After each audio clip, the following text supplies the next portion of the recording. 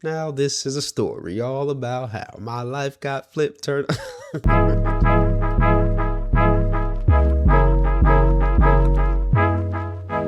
Just kidding. Man, I'm starting to have fun with this YouTube thing, bro. I think I'm low key getting kind of good at it too.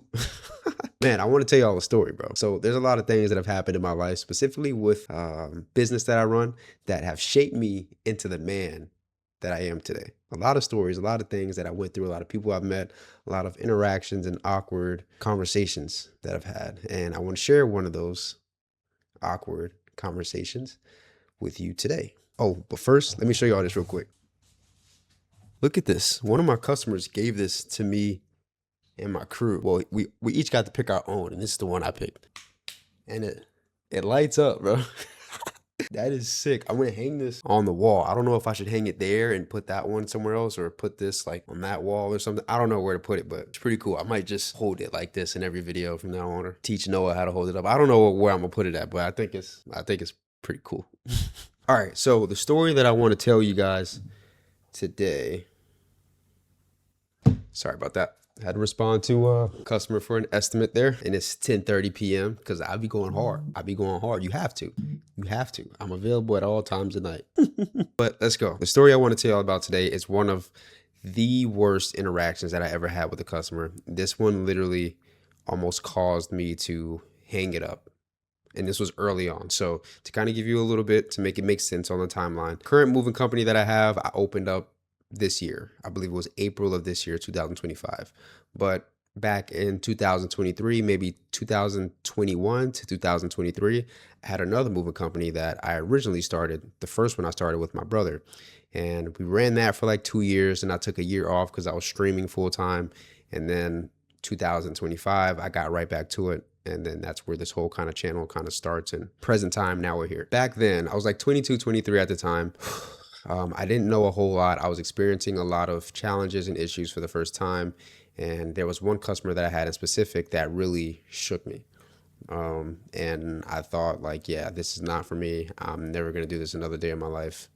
I'm just going to work a 9 to 5 until the day I die, because it was that bad of an interaction. It scarred me that much. So one thing that I began to notice over time was that there was commonalities in some of the customers that I would come across, different demographics. I would have different experiences with certain groups of people, whether it be racial or social class, whatever, like gender, like you experience commonalities with different groups that we work with.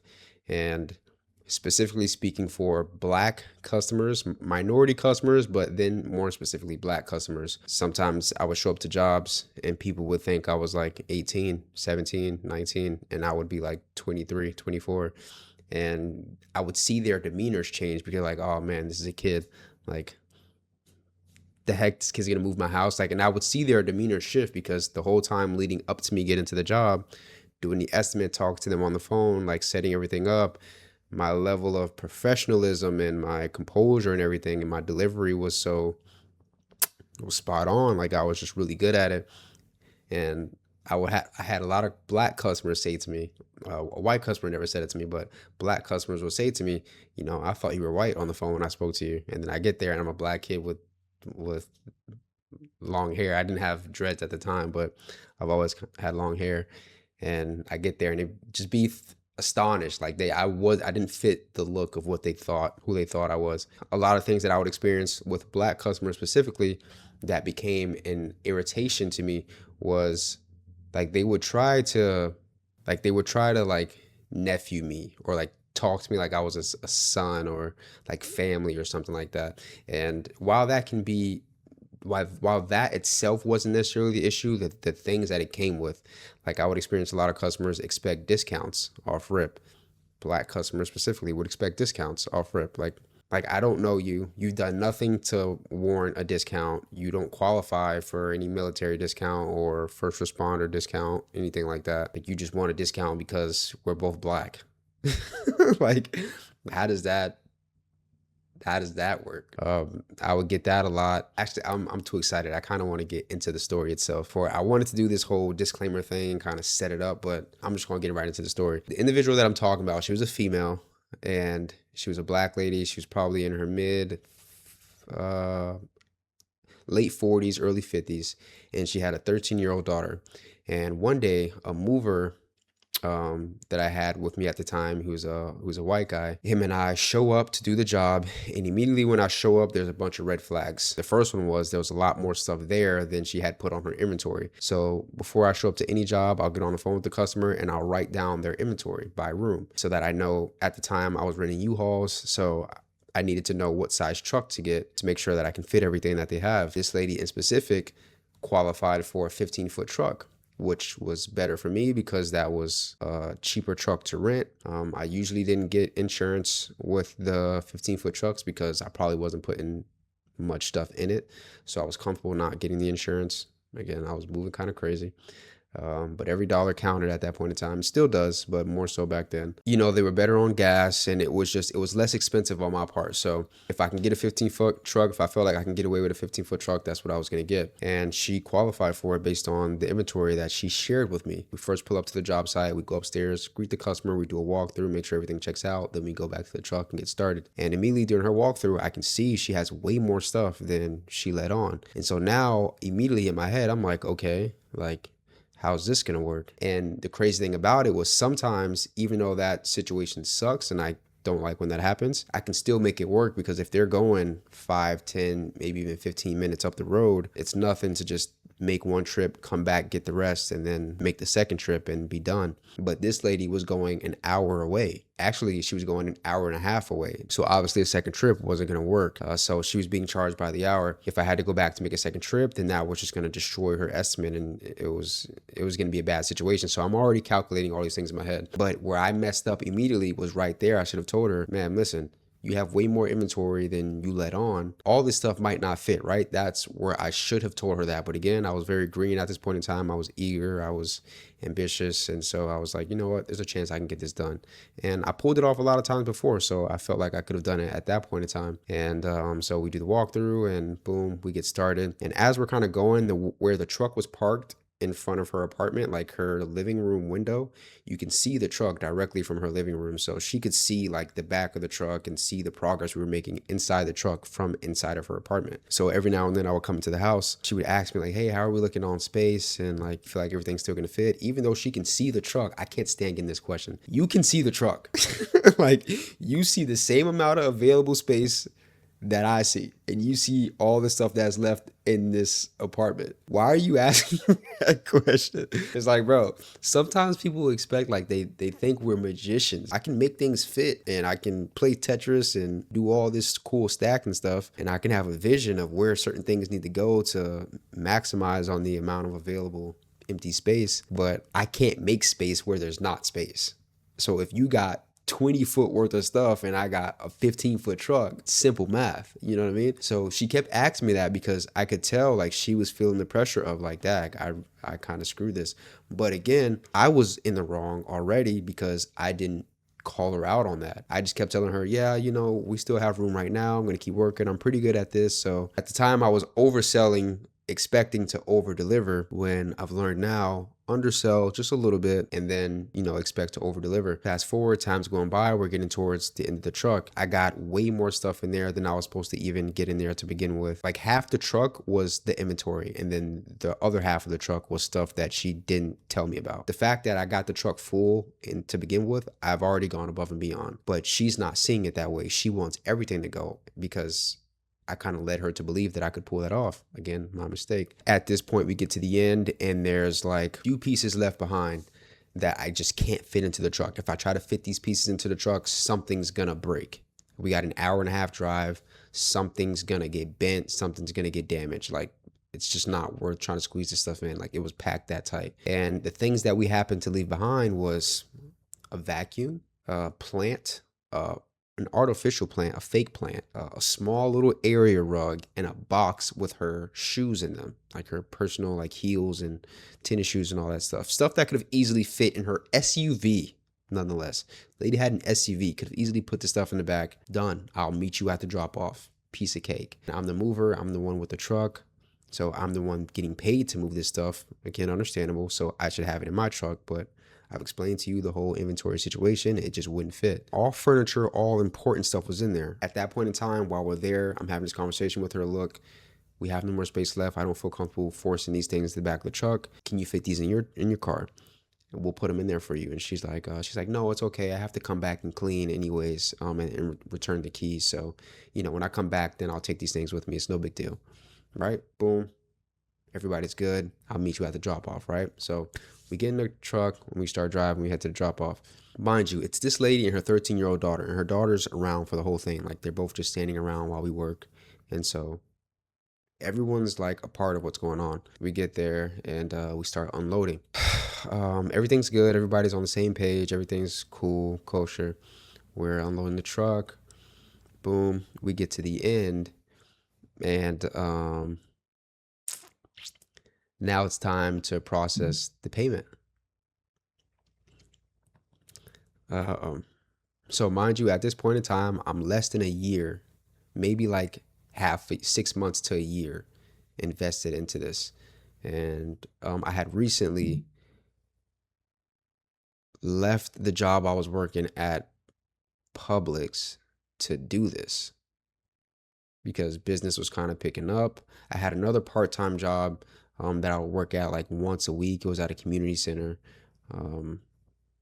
But Publix was my bread and butter at that point in time.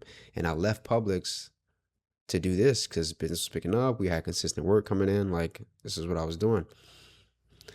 And so now I run into this situation.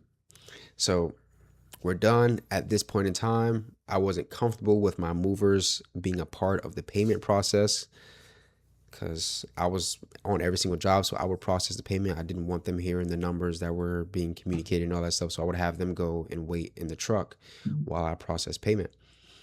And so at that point in time, I had my partner go wait in the truck while I process payment. And at this point in time, it's like midnight. It's like 12 o'clock. Like, it's pitch black outside. It's late. And we still have an hour and a half drive back to town to return the truck and go home. So I'm tired. She's tired. Everyone's tired. It's late.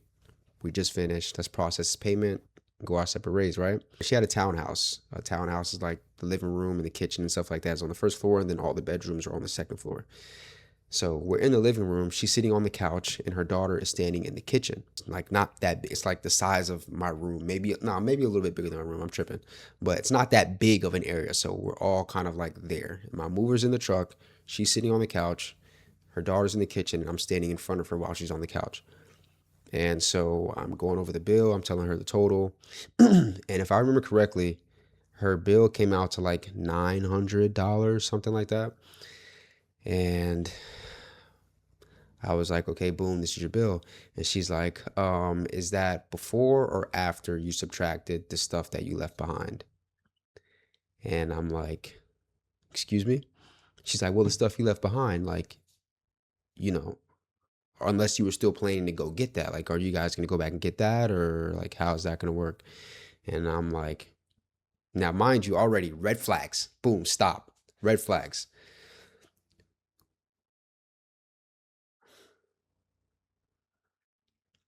Why are you doing this? That's what's going through my head. Why are you doing this? At the point in time we were at their origin and we had to leave these things behind, we communicated that you were going to come back, pick these things up, and put it in your car when you came back to return the keys and clean the apartment out and all that stuff. We discussed this already. It's all good. So now that I'm delivering you this bill, why would you even bring that up? Like, you know what I mean? Like, why is that even a thing right now? Not even to mention the elephant in the room that half the truck that we brought over here, we weren't even supposed to bring to begin with because it wasn't on the inventory. So, like, that was the first red flag. Like, why are you bringing that up, right? So I'm like, man, well, we've already had that conversation. We discussed that you were going to go back and get those things. She's like, yeah, well, I mean, I'm not the mover though. Like, so I would at least expect you to take that off of the bill. And I'm like, well, ma'am, what I need you to consider as well, half the truck we brought over here wasn't even on the inventory. Like, you didn't include those things. I brought a truck big enough for the inventory that you gave me. If we show up and there's additional stuff and I don't have extra space to accommodate everything, you can see how like that's just what it is, right? Like that's not necessarily my fault. She's like, no, that is your fault because you should have told me that it wouldn't all fit so that I could have made arrangements when you got there. But instead, you told me not to worry and that you would make it happen. And I was like, you know what, ma'am? And like I told y'all already, she was right about that. I'll give her that. I should have called her out on it and been like, you know what, it's not gonna work. Um, but instead, trying to keep her calm and relaxed and trying to be Superman, I was like, no, I think we can get it all done, right?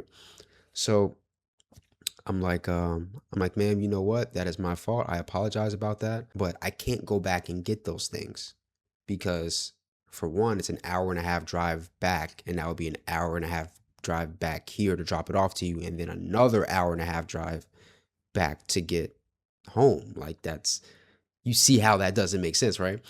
And like I was like, at the very least, I would have to charge you for that if I were to do it. And she's like, are you kidding me?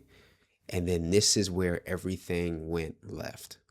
This is where I became a different person after this day. And I thought I would never spend another day trying to grow a business, work anywhere near business ever again because this this affected me deeply. So she's like she's like, this is exactly what I'm talking about. I tried to do a favor to my community and hire a young black man running a business, and you remind me the very reason why I choose not to work with black people to begin with. And this is what came out of her mouth. She was like, because I guarantee you, if I was to hire the white man or the Mexican, they would have gone back, picked up those items, and took it off my bill for the inconvenience. But here I am dealing with my own people, and this is what you're telling me that you're still gonna charge me for work that wasn't done. And I was like, well, ma'am, again, I'm sorry. And let me point this out as well. I'm talking to her just like I'm talking to you guys. You guys see me how I carry myself here in these videos. It's how I am in real life. I'm talking to her professionally. I'm like 23 at the time. She's like twice my age easily. So I'm being respectful. And again, her daughter is standing right there in the kitchen the whole time. And she's like 13, like 12, 13, something like that. She's standing there observing this whole conversation. And I'm being respectful. I'm like, ma'am, look, again, I'm fine to make an accommodation for you. At this point, if you want me to take a little bit off the bill, that's fine. And then now this is where I started to realize, all right, there's not even any reasoning with this lady. Because after she stated several times for me to go back and get it, and I told her that's just not going to happen. Logistically, that just doesn't make sense. Especially for the stuff that we left. I could understand if it was like a TV or like a couch or a bed or something we left, bro. We left an iron board, a plant, some shoes. Like, bro, throw that in your, like, what are you talking? Anyways, I saw there was no reason. She was just trying to be combative. She was trying to break me at this point because I'm like, ma'am, look, I'm more than willing at this point to just, if it'll appease the situation, to just take it off the bill and we can just, bill you for the items that are currently here. And I'm sorry for the inconvenience. And then she follows up and says, you know what? No, it's not about the money. She was like, I work with hospitality. I'm a property manager. I got the money. I got the money. The bill is not the issue. It's the principle. It's the respect. It's a respect thing. I expect more from my people. What are we talking about? Your whole thing was the fact that I was charging you for work that wasn't done. So now that I'm willing to accommodate you for that, just to satisfy and just get this whole situation over with, that's no longer even your motive because you got the money. That's not even really what you're mad about. You just don't like, I don't even know at this point. I don't even know what the problem is. It's like, what's happening here? You know what I mean? What do you mean you expect more from your people? Like, I don't even know you. Just because we're both so many different ways I can go with that, but I'm trying to keep my composure now. Imagine this. Imagine this. Imagine being in this environment, being in this scenario. The tension that's in the air. I don't know this lady. Her daughter's standing there. The only help and support that I have is in the truck waiting for me. Has no idea this is going on inside, a few feet away from where he's at. I'm only 6 months to a year at best, not even a full year in business. So like situations like these I haven't run into just yet. Like imagine being in that environment, bro. My brain's just going like, bro, what do I even say next? Like how I just want to get paid and get out of here at this point. Like I don't even know what's happening. So she's like, yeah, it's not a money thing. It's just I expect more from my people and all this stuff. I'm like, ma'am, well, I really don't know what to suggest at this point. Like, I'm sorry if you feel dissatisfied with the service you received. I feel like I've gone above and beyond for you today. You're more than welcome. This is what I say to her. You're more than welcome to share your opinion and your experience and review after we leave here today. That's perfectly fine. But this is the bill that's due here. I've accommodated for the furniture we left behind. I just need to collect this balance so I can get myself and my mover home before it gets much later. She's like, you know what? This is the last time I work with a black owned business again. She's like, I hope you never get another customer after this. I hope your business goes nowhere because the way you've treated me today was uncalled for.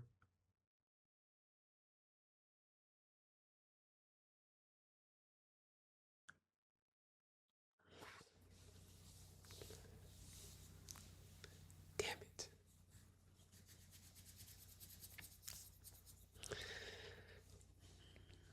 I have this weird gift about me that I've noticed for myself. Um, Sometimes when I tell these stories and stuff like that, or even if I'm listening to someone else talk, I have this ability to like put myself in that position in that point in time, and I can remember exactly how I felt or how someone else would have felt in that position. So just as I'm telling the story, as I just said the last part that I said, I felt exactly how I felt back then when it was happening. I felt it for a second. I was a kid, man. I was a kid, man, just trying to make a way for myself, and to be told something like that by a woman who could have easily like been my aunt or something like that. Could have been freaking a couple years shy of could have having been my mother, to be honest with you. But it was just like, okay. And so she's saying these things, I hope you don't get another customer after this. I'll never work with a black owned business again. Um, and I don't even see myself as a black owned business. I run a business and I happen to be black. Like that's as simple as it gets for me. But that's how she kept wording it. And so she just kept speaking like these curses on me. You know what I mean? Um, and So at this point, I'm fighting back tears. I could not believe what was happening. I've never had an experience like this. Everything has gone good. And even if accidents had happened, they were never handled like this. This was the first time. So boom, she says that. Then she's like, how do I pay you? And so boom, I tell her how she pays me. I process the payment. And then once it processes, I'm like, ma'am, again, thank you for working with us today. Again, I'm very sorry about any inconvenience. And this is exactly how I'm talking to her. I'm sure you guys can imagine that. This is how I carry myself on a day-to-day basis, especially in a professional environment. I'm like, ma'am, I'm very sorry about any inconvenience that occurred today.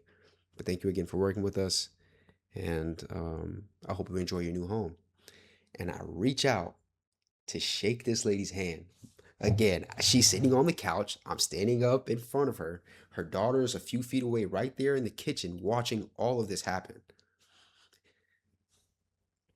And I reach out to shake this lady's hand.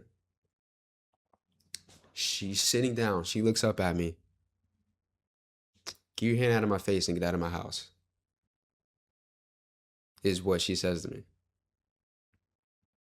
Get your hand out of my face and get out of my house. And I'm standing there like this. What the freak? Okay. So I turn and I walk out the garage. Or no, I think I walked through the front door because the garage door was closed by that point. I walked through the front door. Standard protocol. Man, would you like to take a peek in the back of the truck? Make sure it's empty. Make sure we got all your belongings out. Get off my property.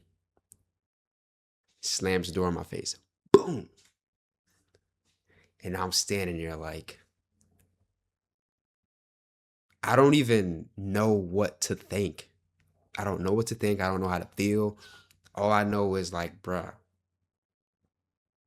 her daughter was there the whole time. Her daughter just saw all this happen in front of her daughter. Can you imagine how embarrassed I was? Like, forget everything I did wrong in the situation, everything I could have done better, everything I would never do today. You don't talk to people like that, especially in front of your kid. Like, so I can only imagine like the things that her daughter's seeing and like she's downloading into her subconscious, and like you're teaching her how to carry herself when she's displeased with something. Like, this is how you communicate to the world. This is how you deal with people. You know what I'm saying? Like, bro, like, so all I know is like, man, I feel crappy, but I still gotta get in the truck with homie, and we got an hour and a half drive back. So I get into the truck, and he's all smiles and, oh man, we good. Like, did we get tipped and all this stuff like da da da. Has no idea what just happened to me in that house. Has no clue what I just went through. He's just in the truck, smiling, knowing he just made good money, hoping for a tip. And I'm just sitting there. I can't even speak, can't even look at him, because if I look at this man in the eyes, I'm a. So, so from that point, I drive back. I drive this long hour and a half back, and return the truck. We do the whole deal, go our separate ways. And at that point in time, I lived like 45 minutes from there. Like, I lived out in the sticks. I lived way out. I lived in St. Cloud, Florida at the time. So it was like a 45-minute drive to get home from there. So by the time I even got back to return the truck, it was like 1:30. Now I still got another 45-minute drive to get home. Like, I was grinding. I was grinding, bro. And so the way I felt when I returned the truck, I call my girlfriend at the time, um, and she's the one that you guys know of me, having gone through things with recently. I'm with her at the time, and so I call her, and I'm like, "Hey, are you awake?" She's like, "Yeah." She's like, "How'd the job go?" And I'm like, "I'm getting ready to pass your house, and if you like, can you come outside and meet me? I just want to talk for a little bit." She's like, "Yeah, sure." So I pull up to her, and this would happen a lot, kind of, because typically, like, I had long days, so whenever I was going home, like, I didn't really get to see her throughout the day because this is what I was doing. Like, my days were kind of cooked because of this stuff, because of what I was doing for work. So I would get to see her like late at night after the day was done, and then I live like 45 minutes away, so I couldn't just pull up on her like and just go get lunch and stuff like that. We had to plan stuff out. So, anyways, this wasn't out of the normal necessarily for me to ask her like if she was awake and she'd come outside and see me. So I pull up, text her I'm outside. She comes outside. She comes. She gets in the car. She sits in the passenger seat, and it's dead quiet. It's like 2 o'clock in the morning. She sits in the passenger seat. She's like, "Hey, how's everything going?" And I look over at her, and I just break. I just fall into like her lap area, like here. And I'm just crying, bro. I'm just crying, dog. And she has no clue. She doesn't know nothing yet. She has no clue why I'm crying, all that. But she's just consoling me. She's like, "Darius, what's wrong? Like, what happened? Everything okay?" Like, and I'm just crying. Like, for the first 5 minutes, like, I couldn't even speak, bro. Like, I had been holding it all in. Everything that I had experienced, I've been holding it in. until that moment. You know what I mean? And so, boom, I'm crying. I'm like, bro, like, I can't do this, man. Like, I'm trying to do my best. I'm trying to make something of myself. I'm trying to earn something for myself. Like, this is something I started from the ground up for myself. Had no idea what I was doing. Still don't know what I'm doing. Nobody handed this to me. This wasn't passed down for me. Nobody taught me how to do it. Nobody's teaching me how to do this. Like, nobody's making me do this. Like, I'm choosing to do this on my own. I'm trying to do something positive with myself. And this is what I got to deal with. These are the kind of people I got to deal with. These are the kind of things people are going to say to me and stuff like that. Like, I just was broken, bro. Like, that cooked me. That cooked me, bro. And so I'm just spilling this all out. She's like, what happened? And so I end up kind of just telling her what happened. Um, and she does her best to kind of empathize and, you know, put herself in my shoes. But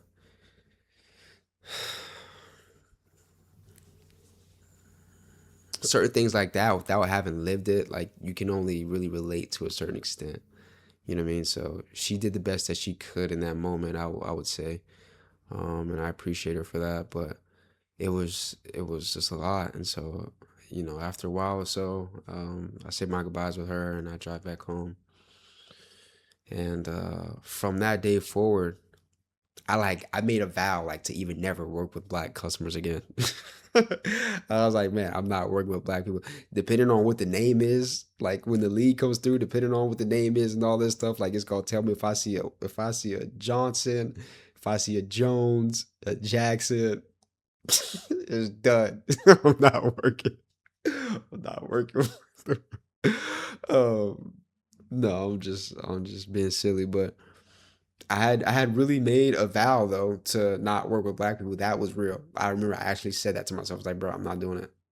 I'm not doing it. Anytime I work with black people, people that look like me, these are the worst jobs. Like there's something that's gonna happen. There's something they want discounts. They're gonna hassle me. They're gonna, you know, stretch the boundaries of like our relationship as business owner, service provider, customer. Like something's gonna happen. You know what I mean? When I'm working with white customers or, non-minority customers, I don't have these issues. And I know it wasn't that black and white, but just emotionally speaking, where I was, my state of mind, like this is what I was thinking. I'm just being honest. Like this is what was I was It's what I was feeling, man. It's what I was processing internally. And um it's like, man, that day changed me. That day sucked, but I'm glad it happened now in hindsight, looking back at it, because it made things realistic for me. It was like it's not always sweet. There's gonna be people that smile in your face, but then as soon as it comes down to business, like they're gonna try to pull a fast one on you. And it's not for you to take it personal. It just is what it is. It's business. That's the way business is. That's the way the world works. People are gonna look after themselves first. People are sometimes bitter about things that have nothing to do with you. They're just bitter because they're just bitter for whatever reason. And I could tell that lady she has some bitterness to her for whatever. Single mom raising a daughter, that she tried to pull the whole money flex thing, like, oh, I got money. It's not the bill's not the issue. Like I got money. Like so she had like a masculine way to her and all that stuff. Like I don't know. I don't want to try to speculate too much, but I could see bitterness in her that had to do with stuff that had nothing to do with me. You know what I mean? I think I was just a recipient at that point in time of some of the stuff she was dealing with. And that was just a great opportunity for her to release some of that. And I don't hold that against her at all. I read the review she left me sometimes. She left me a review. Don't get that. She did leave a review and it was long. It was long and it was like 1 star and she tried to destroy me. But business only grew more from that point. So God definitely had a different plan than what she intended. But um, yeah, man. I mean, there's a lot of things that I've gone through that have developed me into the person that I am today, and I'm grateful for it. I wouldn't trade it for the world. but it's definitely not been easy. But that was just one story that I think I told to one of my guys the other day. And I was like, man, I need to take this to YouTube actually. That'd be an interesting video to put on there. So here I am doing just that. But yeah, this video is freaking 40 minutes long. Holy crap. If you stayed this long and you watched the video, make sure you leave a comment so I know you made it this far, and let me know what you think about the whole thing. Areas that I messed up, I mean, feel free to call it out. But as I said, this was like a few years ago. I've long grown and developed since then, so it's not something I would do today. It's not the same mistakes that I'm making today. But I mean, speak your mind. But if you made it this far, I appreciate you watching. I love you. I appreciate you. And as always, God willing, I will see you in the next one. Peace.